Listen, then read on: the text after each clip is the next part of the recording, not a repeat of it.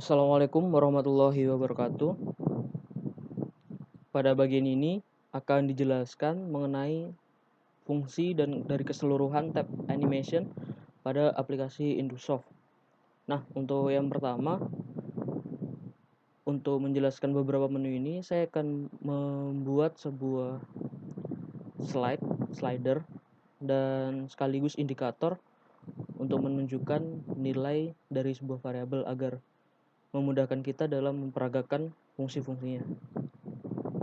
Pertama, dari bagian simbol, kita ambil slider terlebih dahulu, bebas yang mana. Kita taruh di sini. Nah, untuk indikatornya, kita bisa menggunakan rectangle. Klik 2 kali, masuk ke bagian caption. Masukkan, kita analogikan nilai yang kita ubah-ubah itu nilai suhu. Nah, kemudian seperti ini.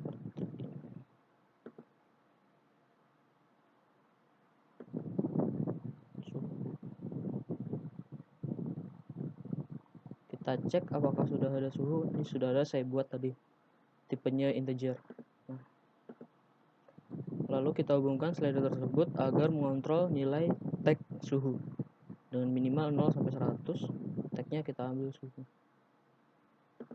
Kita cek terlebih dahulu apakah sudah terhubung.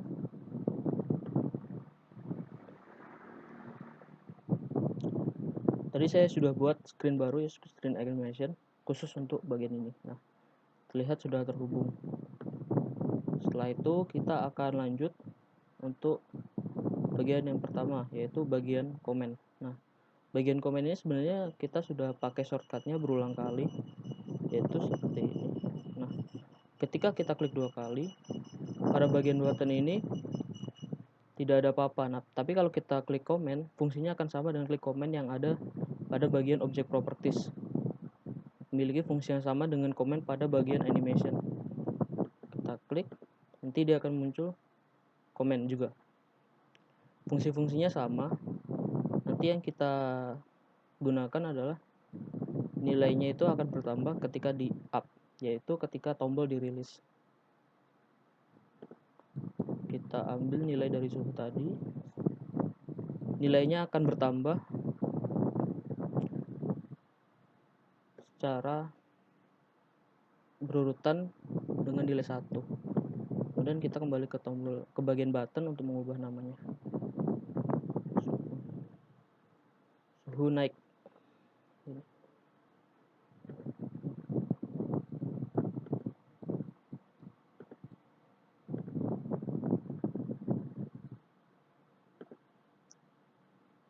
Kalau kita turunkan, dia juga akan mempengaruhi slider kita tadi, selain dari indikatornya.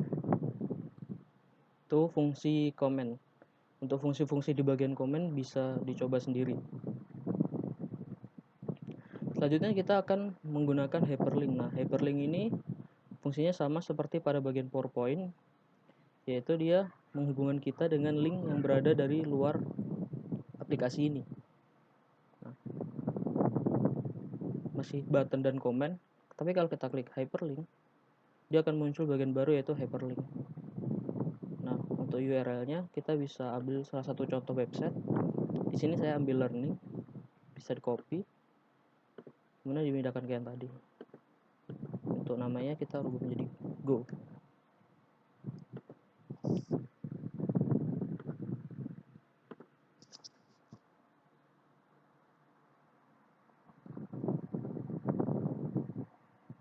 Nah, terlihat dia masuk ke bagian website learning. Kita keluar. Nah, selanjutnya adalah bar graph. Bar graph ini kurang lebih seperti simulasi tangki. Kita analogikan ini sebagai tangki. Nah, ketika kita masuk ke propertiesnya, lalu kita ambil bar graph, ini belum ada apa-apa, kita ambil bar graph. Nah, ketika minimum value-nya kita sesuaikan dengan slidernya, kemudian tag-nya kita ambil dari nilai suhu, maka dia akan mengisi seperti layaknya tangki.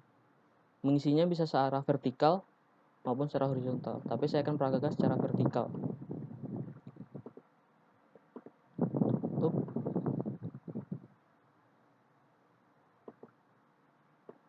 Nah, kurang lebih seperti ini.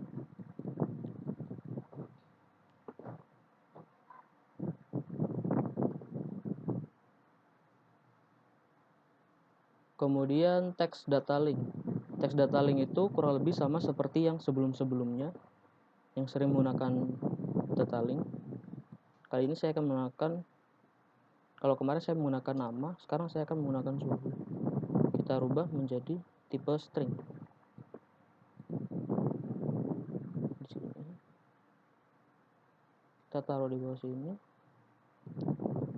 Nah, ketika kita klik text data link, nah, dia langsung meminta apa yang mau kita ambil sebagai nilainya.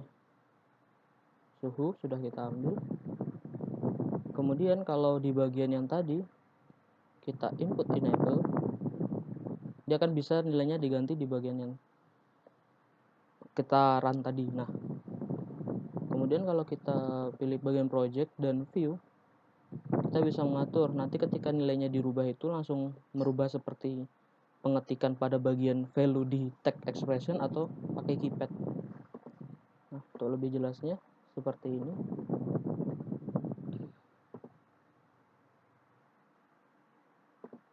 Nah, dia memunculkan nilai dari suhu, tapi dalam bentuk string. Nah, ketika saya klik, nah dia muncul seperti keypad, seperti yang saya maksudkan tadi.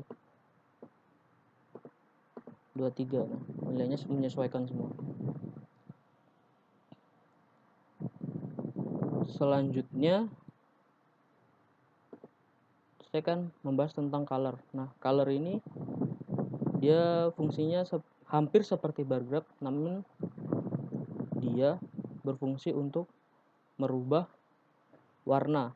Kalau bar graph dia merubah kayak mengisi seperti air, tapi kalau color, air yang tadi itu kita bisa kondisikan berubah warna. Dari biru bisa menjadi merah, hijau, ataupun sesuka hati kita. Nah, di dalam yang kita copy tadi dia sudah terdapat bar graph dari 0 sampai 100. Dan kalau kita pilih color, nah seperti ini, ketika nilainya itu 0, maka dia akan berwarna kita setting hijau.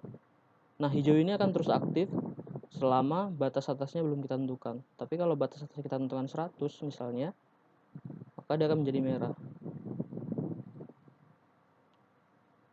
Tentu saja kita ambil nilai dari suhu. Kita tutup.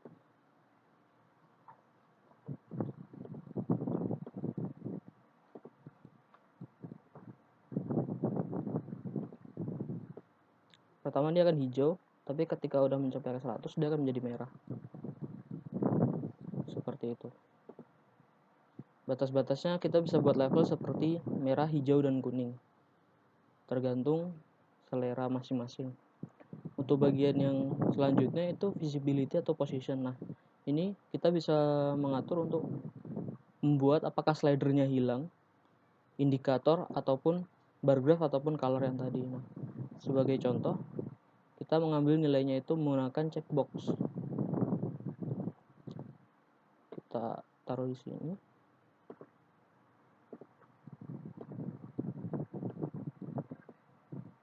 Checkboxnya di sini. Kita klik 2 kali. Kita ganti nama.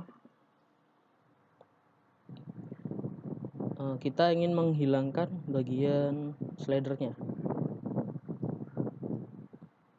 Kita namakan slider. Kemudian untuk tagnya kita ambil boolean yang sudah kita buat sebelumnya, yaitu switch, karena dia aktif dan tidak aktif saja. Nah, untuk nilainya nanti sudah ada. Setelah itu tinggal kita kondisikan slider yang kita punya. Klik 2 kali, kita kondisikan apakah dia visible atau tidak. Visibility positionnya tergantung nilai dari switch tadi yang dikontrol oleh checkboxnya tersebut.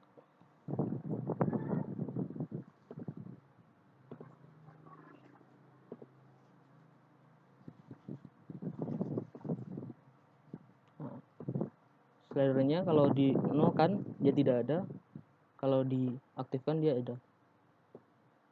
seperti itu.